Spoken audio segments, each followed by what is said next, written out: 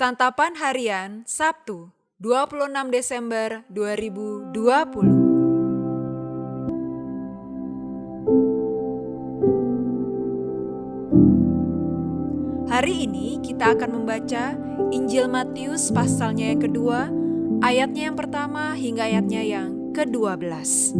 Namun sebelumnya, mari kita berdoa. Ya Tuhan, kami sangat merindukan firman-Mu. Sabdamu menyegarkan jiwa kami, menghidupkan hati yang lemah dan lesu, serta membangkitkan harapan serta kasih. Berfirmanlah ya Allah, kami siap mendengarkannya. Dalam nama Tuhan Yesus, kami berdoa. Amin. Matius 2 ayat 1-12. Sesudah Yesus dilahirkan di Betlehem di tanah Yudea pada zaman Raja Herodes, datanglah orang-orang Majus dari timur ke Yerusalem dan bertanya-tanya, "Di manakah dia, raja orang Yahudi yang baru dilahirkan itu? Kami telah melihat bintangnya di timur dan kami datang untuk menyembah dia." Ketika Raja Herodes mendengar hal itu, terkejutlah ia beserta seluruh Yerusalem. Maka dikumpulkannya semua imam kepala dan ahli Taurat bangsa Yahudi, lalu dimintanya keterangan dari mereka di mana Mesias akan dilahirkan. Mereka berkata kepadanya, "Di Betlehem di tanah Yudea, karena demikianlah ada tertulis dalam kitab Nabi. Dan engkau Betlehem, tanah Yehuda, engkau sekali-kali bukanlah yang terkecil di antara mereka yang memerintah Yehuda.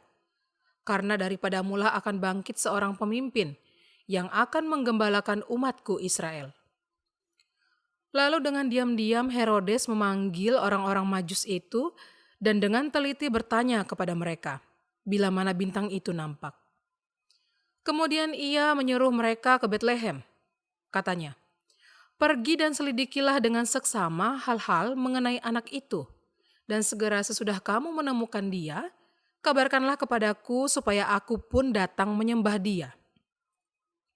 Setelah mendengar kata-kata raja itu, berangkatlah mereka.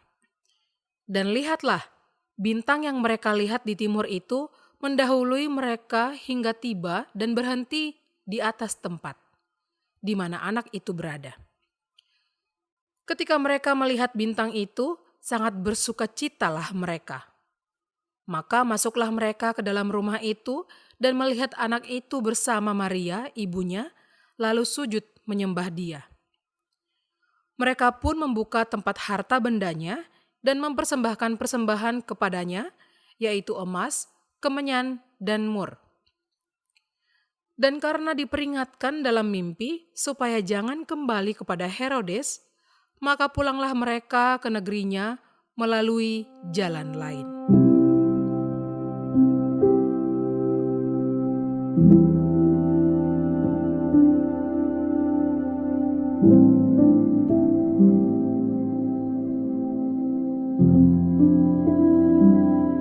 Sahabat Santapan Harian, menjelang hari pemilihan umum, biasanya ada saja kelompok orang yang tiba-tiba menjadi ramah. Mereka menjadi sangat dermawan, peduli terhadap rakyat kecil, dan suka menolong. Siapa mereka? Mereka adalah para calon yang ingin dipilih hanya agar mendapatkan jabatan. Namun ada juga orang yang memiliki niat baik untuk memberi sumbangsi bagi kemajuan dan kesejahteraan masyarakat. Hal serupa juga diperlihatkan oleh orang Majus dan Raja Herodes. Beberapa orang Majus datang dari negeri yang jauh, menempuh perjalanan yang memakan waktu berhari-hari dengan satu tujuan, yaitu untuk bertemu dengan raja yang baru dilahirkan itu agar mereka dapat menyembahnya.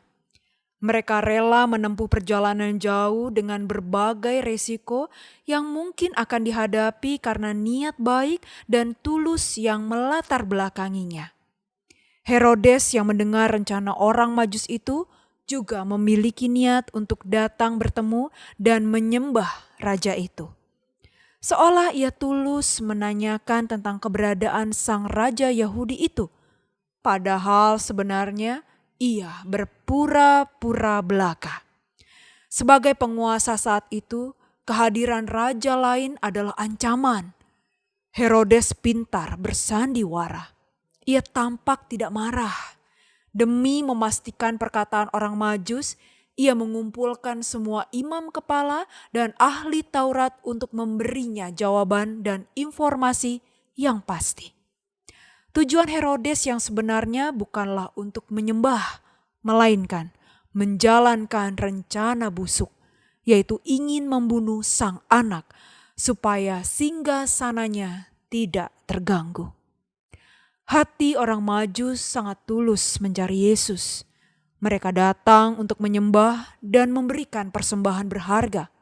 Herodes sebaliknya. Ketulusan tentu memiliki harganya, yaitu pengorbanan. Ketulusan itu memberi, tetapi kebusukan itu merampas dan membinasakan. Ketulusan akan memperoleh kebaikan, sementara kebusukan akan menerima ganjarannya. Sebaik apapun kebusukan disembunyikan, pada akhirnya Tuhan akan menyatakannya. Waktu akan membuka selubung itu. Karenanya, pilihlah ketulusan dan usahakan selalu ada ketulusan di dalam hati kita. Mari kita berdoa.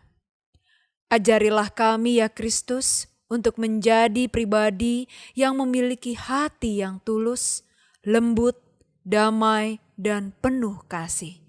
Di dalam anugerah kasih-Mu Kristus, kami memohon. Amin.